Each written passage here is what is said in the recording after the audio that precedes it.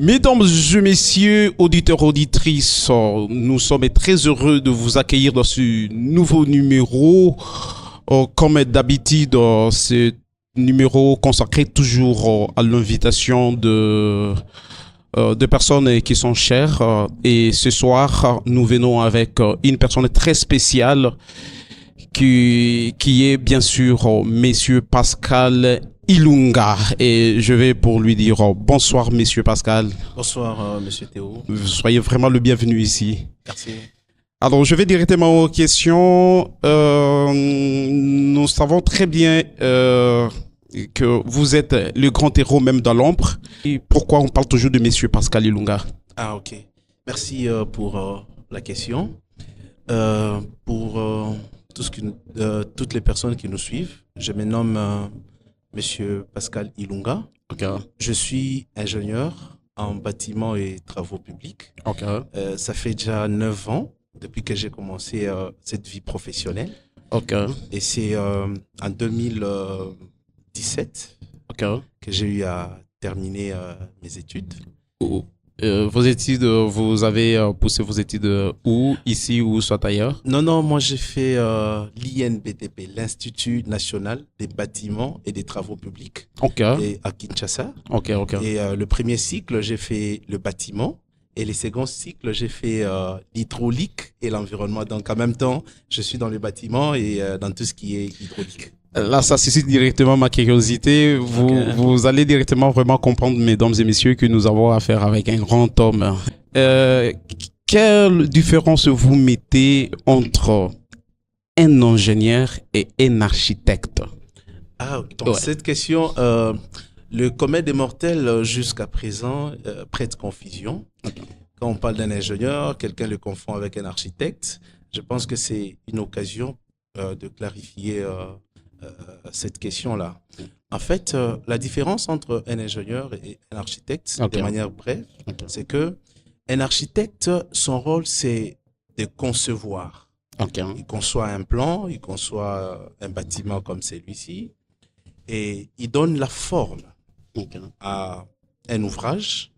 Et l'ingénieur, lui, par contre, il prend le plan ou le bâtiment conçu par un architecte, il commence à travailler sur ce qu'on appelle la stabilité d'un bâtiment. Comment est-ce que ces bâtiments peuvent tenir? Vous voyez comme celui que vous voyez ici, il y a une fondation, il y a des dalles en dalles, presque 3-4 dalles. Et la magie, c'est que comment ça tient? Et ça, c'est l'ingénieur. Vous voyez un peu? C'est-à-dire que nous faisons des calculs pour que le bâtiment, tous les éléments des structures puissent permettre à ce que, même quand il y a un bon nombre d'élèves ou de personnes, que les bâtiments puissent tenir. C'est-à-dire l'architecte est le concepteur de la carte. Tout à fait. Et l'ingénieur est le réalisateur. Voilà. Merci beaucoup. Maintenant, comme nous sommes en train de parler de ce grand bâtiment, groupe scolaire Génération d'élite, vous personnellement, quelle a été votre tâche dans cet ouvrage? Comme on l'a dit tantôt, moi en tant qu'ingénieur, j'étais plus du côté structure. Ça veut dire calculer la stabilité du bâtiment. Dans un langage vulgaire, pour que les bâtiments ne tombent pas. C'est l'ingénieur qui fait des calculs. La colonne... Parce que parfois on a peur, hein? On s'est dit, quand on monte sur tout là-haut, on s'est dit... Tout à fait, mais ne vous en faites pas. Ça risque de s'enfoncer. Non, mais tout a été calculé justement pour supporter cette capacité d'accueil d'au moins 2000 personnes dans ce bâtiment. Et le calcul a été fait de telle sorte que même si on atteignait ces chiffres-là, les bâtiments fonctionnera toujours normalement. C'est-à-dire, lorsque vous concevez le bâtiment, vous supposez un nombre exact et on ne peut pas aller au-delà de ce nombre-là, sinon on peut connaître de conjectures. Non. En fait, il y a toujours une marge. Il y a toujours une marge. C'est purement technique, mais le minimum, c'est 2000. Ok, très bien. Quelle a été votre vision pour nous construire ce grand bâtiment? c'était quoi la vision? Ah, ok, c'est une très bonne question. Ok. En fait, au départ, quand le bâtiment a été conçu, Ok. vous savez, les idées des fois sont évolutives. Et on se disait, on fait juste une école, Ok. comme les communs de Mortel le font. Ok. Et au fil du temps, avec des idées qui venaient ici et là, y compris le promoteur de... C'était depuis quand vous pouviez avoir une idée? Bon, c'est L'idée a question commencé quand et puis la construction a de commencé depuis quand? 2021, 2021. Ok. Oui. Alors, l'idée était de faire un truc simple. Ok. Mais avec le temps, nous nous sommes dit, pourquoi ne pas moderniser le bâtiment? Parce que aujourd'hui, si vous sillonnez sur l'étendue de la ville, Ok. pourquoi pas de la République, vous remarquerez que la plupart des établissements scolaires sont comme à l'ancien temps. Vous Oh, voyez voilà. un peu. Voilà, voilà. On dirait des constructions belges. Voilà, Voilà. comme à l'ancien temps. Merci beaucoup. Et les élèves ont du mal à s'adapter quand on voit ce que les autres font, c'est-à-dire d'autres pays. Ok. Ils se disent, waouh, voyez un peu. Mhm. Alors on se disait, pourquoi ne pas aussi les faire ici chez nous? Et on s'était dit, voilà, on doit essayer d'altérer la vision. Ok. Celle qui était au départ une vision simple, nous avons essayé de l'améliorer. Ok. Et comment nous l'avons améliorée? Nous nous sommes dit déjà que dans ce 21e siècle, la technologie est au pointe. Ok. Vous voyez un peu? Ok. Moi, personnellement, j'ai étudié dans une école technique. Ok. Et ce qu'on a vécu là-bas, en tout cas, c'est voilà, la vieille école, quoi. Oh, voilà. Alors, on voulait mettre justement cette nouvelle école, cette nouvelle technologie ici. Ok. Ça veut dire que ce que nous avons fait, vous allez remarquer que d'abord, tout le bâtiment, c'est un bâtiment qui est informatisé. Ok, très bien. Informatisé, dans chaque salle de classe, vous allez trouver le professeur, si on doit commencer par là. Ok. Il a l'habitude de donner cours avec une craie. Et mesdames et messieurs, sans interrompre, nous vous rappelons que nous sommes précisément en l'intérieur même de ce bâtiment. Tout ce que vous voyez ici, nous sommes dans ce bâtiment même. Tout ce que vous voyez ici, voilà ce qui nous épate et ce qui va au-delà même de l'imaginaire. Okay. Félicitations. Ok, très bien, nous vous écoutons. Merci beaucoup. Voilà. Alors, je disais que le professeur, au-delà de donner cours avec sa craie, nous nous sommes dit, pourquoi ne pas informatiser cela? Ok, très bien. Il a sa machine. Ok. Il programme ses cours dans sa machine. Ok. Et il le donne à la direction. La direction valide. Ok, très bien. S'il y a des corrections à faire, la direction fait des corrections. Très bien. Et c'est ce cours-là que le professeur a dispensé aux élèves. Ok, très bien. Et au même moment, la hiérarchie est au courant justement de ce qui se donne Okay. Dans la salle de classe. Okay. Et le professeur peut utiliser justement sa machine pour n'importe quel cours. Ici? Bien sûr. Ok. Ici. Mais moi personnellement, je étudié quand même dans une de grandes écoles de la ville et je n'ai pas vécu ça. Mais c'est ce que je suis en train de dire, monsieur Théo. C'est ce que tu as vu. C'est-à-dire ici, lorsque le professeur doit enseigner sur, par exemple, le fleuve Congo, et directement, on projette ça. Mais bien sûr. Voilà, très bien. On projette. Pourquoi? Parce que dans chaque salle de classe, on a placé des rétroprojecteurs, justement pour ce dont vous êtes en train de parler, des projections et tous les cours à caractère, comment je peux dire, des images. Okay, très bien. Donc c'est projectable. Oh, très bien. C'est projectable. Et une autre chose, c'est que dans chaque salle de classe, il y a des caméras. Ok. Il y a des caméras. Pourquoi des caméras? Vous savez, monsieur Théo, nous, à l'époque, quand nous avons étudié, tu peux fuir à l'école.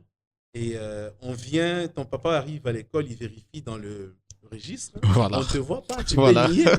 Tu vois, tu peux nier. Exactement. Non, papa, j'étais là, mais eux, ils m'ont pas été présents. Exactement. Mais avec ce système, c'est que même si tu niais, on va te voir. Oh, ok. Nous avons juste une centrale, des images, qui gère toutes les images de l'école, de salle de classe.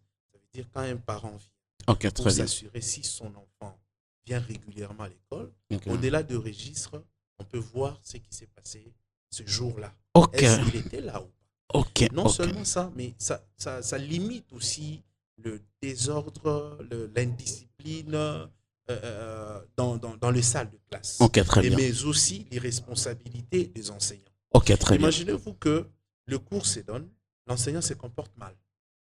L'élève peut aller l'accuser à la direction. Ok, très bien. L'enseignant a mille raisons de nier. Mais quand il y a une caméra, la centrale voit le mouvement, les faits et gestes de l'enseignant, les faits et gestes des élèves. Ok, très bien. Et avec ça, dans la tête, que ce soit des enseignants tout comme des élèves, tout le monde sait que on me surveille. Je dois bien faire les choses. Très bien. C'est-à-dire déjà avec les caméras qui sont partout, dans le salle des classes partout, tous ces désordres est vécu dans différentes écoles, des sextapes, tout ce qui se passe. C'est-à-dire ici, c'est carrément impossible. Moi, je me souviens un jour, puisque j'ai aussi l'application sur mon téléphone. Voilà. Ça veut dire ce qui se passe dans les salles de classe, tu peux voir. Même à partir de la maison? Bien sûr, mais ça, c'est pas réservé à tout le monde quand même. Voilà. Ouais. Même les ouvriers, quand ils travaillent, je peux voir. Est-ce que ces ouvriers font leur travail ou ils sont en train de se distraire? Waouh! Tout ça, c'est à partir non seulement des caméras qui se trouvent dans des salles de classe, partout dans la cour, il y en a. Et ça facilite le contrôle justement de... Je pense que ça mérite quand même être acclamé. On peut quand même acclamer pour ça. Et nous vous félicitons. Nous vous disons vraiment merci beaucoup pour cette innovation. À part le caméra, quoi de spécial dont on trouve? Oui, ici, nous avons... déjà, il faudrait dire que le bâtiment en soi, il a 32 salles de classe. Ok. Et hormis le salle de classe, nous avons 2 salles d'informatique. Ok. Une salle d'informatique pour l'école primaire et l'autre pour le secondaire. Ok. Et ce que nous voulons, c'est que les élèves soient en contact direct et régulièrement avec l'informatique. Merci beaucoup. Vous savez, M. Théo, merci beaucoup. Le monde aujourd'hui est sur la technologie. L'enseignement n'est plus empirique. L'enseignement est devenu technologique aujourd'hui. Tout à fait. Et voilà pourquoi nous avons voulu avoir aussi des salles d'informatique. Okay. Les élèves vont apprendre tout ce qui est informatique. Mais à cela aussi, il faudrait dire que ils auront aussi l'accès à des bibliothèques électroniques. Ok. Ouais, c'est-à-dire que à partir de ton ordinateur, tu peux venir dans la salle d'informatique et tu commences à consulter des livres. Voilà. Et déjà qu'il y aura l'Internet, il y en a déjà, bien sûr. Voilà. C'est-à-dire que tu peux entrer sur un site, puisque ça sera bien codé, hein, si je dois le dire comme ça, pour éviter les dérapages de ceux qui viennent consulter frais. Et aussi, les salles de classe sont aussi munies de climatiseurs. On évite la poussière dans les salles de classe. Oh là là là là là, je n'avais pas encore tiré attention. Je voyais des climatiseurs, exactement, qui bombent la salle. Ok, merci beaucoup. Dans chaque salle de classe, il y a un climatiseur. Question de mettre les élèves, les enseignants dans de très bonnes conditions. Peut-être une toute petite dernière question de curiosité. Vos salles de classe ont quelle capacité d'accueil? Les salles de classe ont une capacité de 40 à 45 élèves, puisque ce sont des salles très vastes. Elles ont été conçues pour cette capacité-là. Ok, c'est-à-dire 40 places fois 37 salles. C'est 37. Ok. On est autour de 1000 quelque chose. Mais dans mes yeux, messieurs, ça a été un plaisir pour nous de recevoir. J'ai aussi un détail avant que vous ne me coupiez la parole. La vision, en fait, elle s'étend. Elle s'étend aussi dans l'aménagement des ateliers. Vous voyez? Ça veut dire que d'ici peu de temps, nous allons ériger des ateliers pour des options techniques. C'est-à-dire, quand on parlera de la mécanique, il y aura un atelier de mécanique. Et la vision est telle que les élèves ne vont pas seulement se limiter à apprendre, vous voyez, apprendre, mais ils vont aller au-delà, c'est-à-dire que à fabriquer aussi de pièces qui vont servir justement à la ville. Un peu. Si quelqu'un cherche une pièce d'une voiture, ici, on va commencer à faire ce genre de choses. Ok. Ouais, un peu. Wonderful. Ouais. Ok. Et quand on parle de l'atelier de couture, en fait, c'est pas archaïque. C'est quelque chose de moderne. Ok. Il y aura des machines modernes pour confectionner des habits, confectionner tout ce que vous connaissez. Exactement. Et nous aurons de grands garages, des grands ateliers. Ok. Où on va commencer justement à réparer des véhicules, les entretiens. Et ce sont les élèves, je le souligne, qui vont commencer à faire ce travail. En fait, l'école ne forme pas seulement des élèves qui, après, ils vont commencer à déambuler pour chercher du travail, mais nous formons des entrepreneurs. Merci. Raison pour laquelle nous parlons de groupe génération d'élite. Groupe génération d'élite. Des gens qui vont défendre la nation, qui vont défendre l'école. Voyez un peu. Et c'est exactement dans ça qu'on est.